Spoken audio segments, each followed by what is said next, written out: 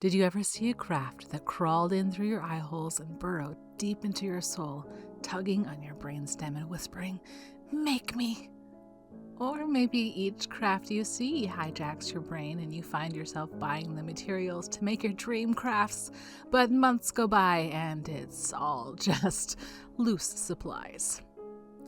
Ever since Lady Aethria made a plant out of sparkles and sunshine, or beads in plain English, I knew I needed it. Sparkly plants that make rainbows were sadly missing from my life.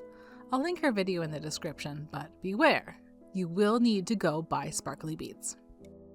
And when we chose the theme for Artsy Madwoman's Artist Expo to be Stash Buster, I looked at my neglected beads and I knew what had to be done.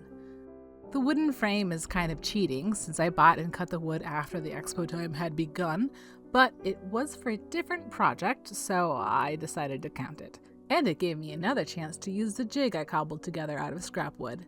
It isn't beautiful, and it doesn't work perfectly, but it does make pre-drilling and screwing the small 2x2s together much easier.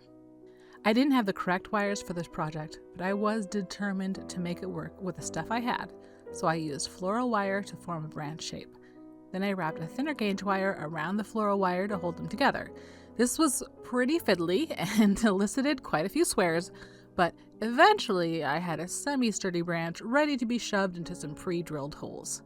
This is crying out to be fixed in place with some hot glue, but I can't use that for MCS reasons, so it's held in place through sheer willpower.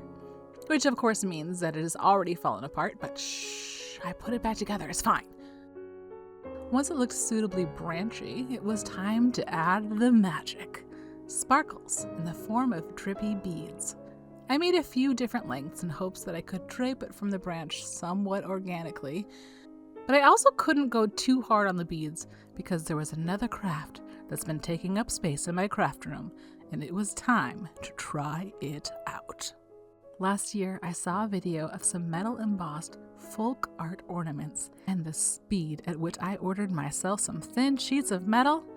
I loved the way it caught the light, I loved the folk arty goodness of it all, but mostly I loved how doable it seemed. But it had spent months hiding in my stash, intimidating me.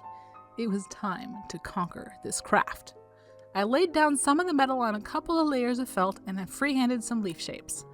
This is not a tutorial, as I'm pretty sure it's clear that I don't know what I'm doing. And I'm going off of what I had available, combined with what I remember of a video I watched half a year ago.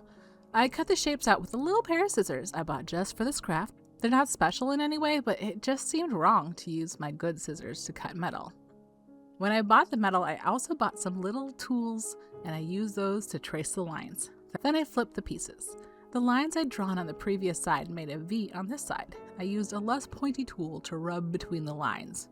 This made a bigger contrast and created a lovely leafy shape. I think leaves are an excellent way to dip your toes into metal embossing because they're such an organic shape that mistakes just look like part of the leaf. I very much recommend beginning with leaves. And then it was time to assemble.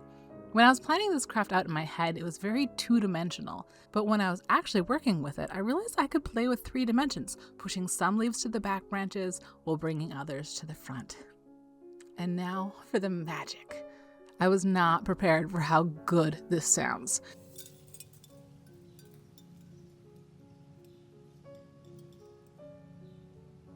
The leaves sound so peaceful and so musical when they bump into each other. I think I need to make some wind chimes soon.